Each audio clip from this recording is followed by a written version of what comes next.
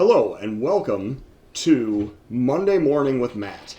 We are here with the general manager of the Chicago Cubs, Matt Eisenhammer, and he is going to help us understand a few of the things that have been going on with the team. We're now 4 weeks into the season, and as I pull up the standings here, I see that the Chicago Cubs are sitting here with a record of 12-15 now on April 26th, and 5.5 games behind the division leading Pirates, and losers of 6 out of their last 10. So, Matt, why don't you share with us a couple of thoughts that you've had so far on the first 4 weeks of the season? Well, it's always a lot more fun to come on with you when we're winning, and not when we're 3 games under 500. But alas, that's where we find ourselves towards the end of April. A little disappointed about how we played against the Pirates. So far, they've been the class of the division. It's a little surprising, but that's where we're at. And then, not happy with how the homestand has gone so far. After we really kind of caught up on the away trip. Yeah, I went 4-2 in Baltimore and Washington last week. Very happy with how we played against Washington, who I consider one of the top teams in the National League. Defending World Series champions. So let's talk first about, there's been a couple of injuries that have affected the team so far. Nick Birdie has been out. He's going to continue to be out, it sounds like, for another 4 weeks with elbow problems. And Ian Happ, on a very aggressive defensive play, actually separated his shoulder and is going to be out for another 2 weeks. And so how do you feel like those are affecting the team right now? Yeah, there's no question that the Birdie injury really hit us. You saw that in the first week or so. That was Ross's go-to bullpen arm, and he was shutting it down. He was. And we were very happy about that trade, bringing in Archer and Birdie, and he was really the piece that was going to get things to Kimbrel in the ninth.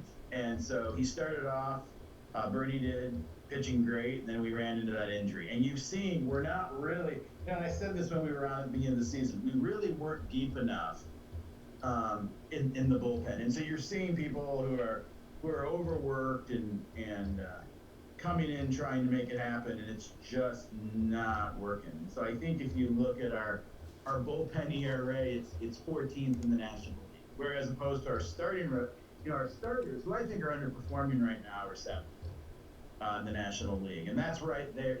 Middle of the pack. Yeah, a little bit back, but we've got a starting rotation that I think is playoff worthy, and a bullpen that hasn't been able to do that. And so if you go down the line. Kimbrel has definitely rebounded to his traditional form, but after that, our bullpen is anywhere from a 4.50 ERA at best to 2 relievers with a 9 ERA. So it's going to be really hard to be successful when you have a bullpen that, for lack of a better terminology, is right now kind of a dumpster fire. Yes. The call to the bullpen brings in an arsonist instead of a fireman. Yeah, that's how it's been. It's how it's been so far. And so, that includes our setup guys, right? We really have nobody other than maybe Alec Mills has. Look, if you had told me Alec Mills would already have 15 innings in. I'd be a little surprised by that. I think he's done admirable, really coming in and keeping things, either finishing games out or trying to keep things close in a game that's starting to get away from us. Certainly. And, being a converted starting pitcher, he's definitely pitched in some long relief roles where he's been effective, certainly. Now, on the other side of the equation, I'm looking at some of these offensive stats. 8th in runs scored, kind of middle of the pack. Top tied for ninth with home runs, tied for ninth with walks, ninth in OBP, eighth in slugging percentage, ninth in batting average. But the one that really stands out where the team is truly succeeding, they're fourth in strikeouts. So how do you feel about the offensive side of the equation right now? Well, look, there's some things I'm surprised or excited by. Look, I'm really excited about Chris and the way he's been able to start off the season. Been the best hitter so far. Yeah, I would say both in driving in runs, in getting on base, in showing some power. Really across the board, he's been the most consistent player that we've had, and that's not how it's been in the last couple of years, and a lot of that was the nagging injuries. Baez is really performing the way I was hoping Schwarber would, which is, he's not getting on base enough, and I'm not ecstatic about how that's translating, but he is coming through. At key moments, right? So I believe he's leading the team in home runs, leading the team in RBIs. So do I want more consistency from Javi? Yeah, but that's kind of the feast and famine nature of Javi. I'd like to see more consistency, but he is attacking and making some progress at times. And then, Rizzo. You could get frustrated with the batting average, which is right down around the Mendoza line, but he is getting on base at an amazing clip. I can't think of a time where you had a batter flirting with both the Mendoza line and a 400 on base percentage.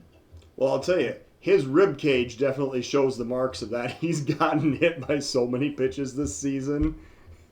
It has been a little uncanny. Certainly. So, since you brought up Mr. Schwarber, let's jump right into the fact that a trade has been executed today. And not just any trade, but actually a 3-team trade. So let's run down the details of this particular swap. Now, on one hand, you have sent Kyle Hendricks and a couple of prospects, including Giovanni Cruz and Derek Casey, over to the Yankees. And in return, brought back Zach Britton, who still an effective reliever at 32 years old and a good lefty arm out of the bullpen. Mike Tauschman, who I believe you're going to expand on a little bit about his role potentially in center field. Jonathan Laciaga, Mike Ford, and then a second trade with the Rangers where you have brought in Danny Santana and $2 million cash, which cost you... So Kyle Schwarber went to the Rangers as part of this deal. Adam Ottavino went from the Yankees to the Rangers as part of this deal. And I think that pretty well covers... Oh, and then the Yankees received Lance Lynn in return from the Rangers as well. So a 3-way trade. But let's talk specifically about... You've traded away Schwarber. And I'm just curious, did you have to send the ball in the glass case with him? Or did that stay on top of the scoreboard? There's no question that Schwarber's time in Chicago, he's a bit of a folk hero. There's no question that he had heroic moments in 2015 and 2016. And there's no question that he's got a place in the history of this franchise. The concern is, and I made this clear at the beginning of the season, there's just no excuses for not performing and making the playoffs this year. And we were at a point where Schwarber's performance with Schwarber's quite a talented hitter, but there was something going on this month. His batting average was below 200. He wasn't getting on base. Um, he wasn't hitting for power. So even Kyle, when he's not quite right, is still really crushing the ball. And he was striking out about 35% of the times he was getting up to bat. Um, so we really couldn't sustain that kind of a hole, and he's hitting six for us, right? And so um, you saw this throughout the lineup, probably two, three spots where we just weren't able to get production, and you can see it in all those stat categories you addressed earlier. And so we were either facing um, bringing Schwarber down to AAA and giving him some time to work through what was going on, or in this case, this might be ever since Dexter Fowler left, the Cubs have not had a leadoff hitter.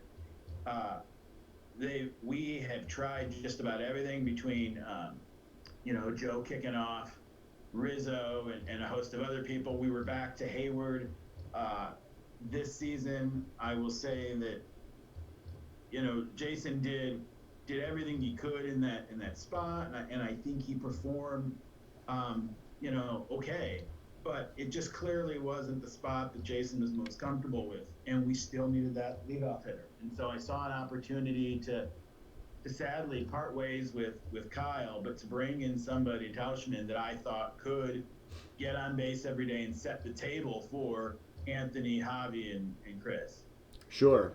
And you bring up another great point, too. There's probably nobody happier to see Kyle Schwarber in the American League than Dexter Fowler.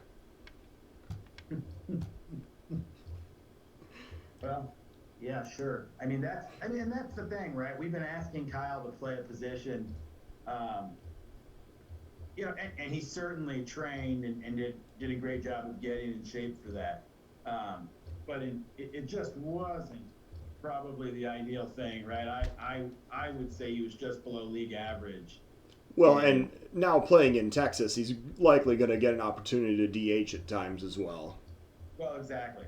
I don't know what Texas will do, if it's Gallo or if it's Schwarber, but I think it's a great opportunity for Schwarber to DH. And with some of the uncertainty around whether or not the DH will come to the National League, we weren't sure that we wanted to wait on that. So we took the opportunity, I think, to strengthen the team, and it gives us that leadoff hitter that we've been missing for now almost half a decade. And along with that, I think it allowed us to get another left-hander with Birdie injured. So that brings us to the other leg of this triangular trade, which was Kyle Hendricks, the young professor, being sent to New York to continue his studies, and bringing you back Tauschman and Britton specifically.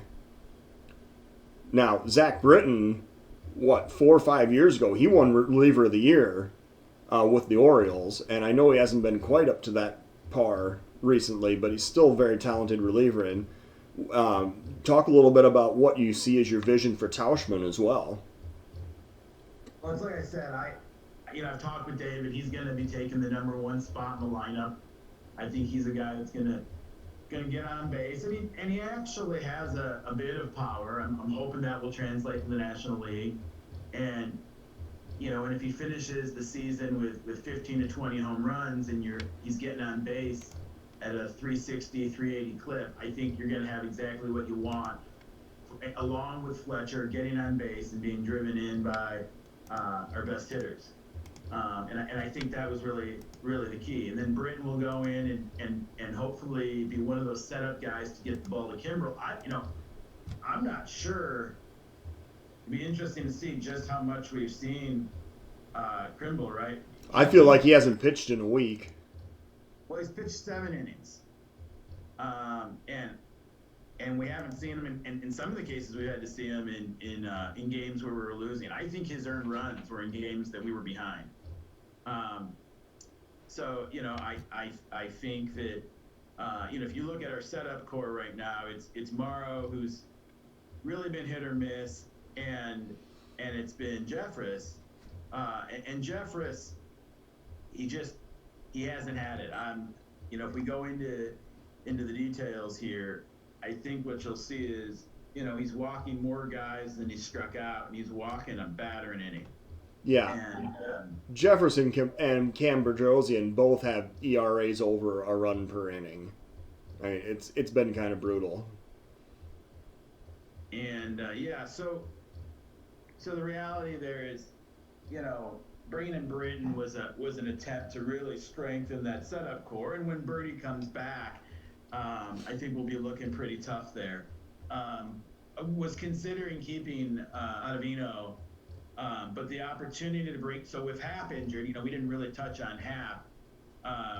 We were missing the defensive replacement in the outfield, and so now we'll have some combination of Almora playing center, and then Santana coming in, and Santana can slot over to left or right, and I believe can move Tauschman into one of the other corner spots, depending on matchups and where we want to be strong in defense at any given time. So I actually have an update from Kerry Wood that he emailed to me before the interview here, and he shared with me that the plan is for Tauschman to play left and lead off, followed by Fletcher, who has also been he's cooled off recently, but he's been a good pickup so far this year. Rizzo, Baez, Bryant, Hayward, Contreras, and then Almora remaining in center, with Santana and Souza coming off the bench.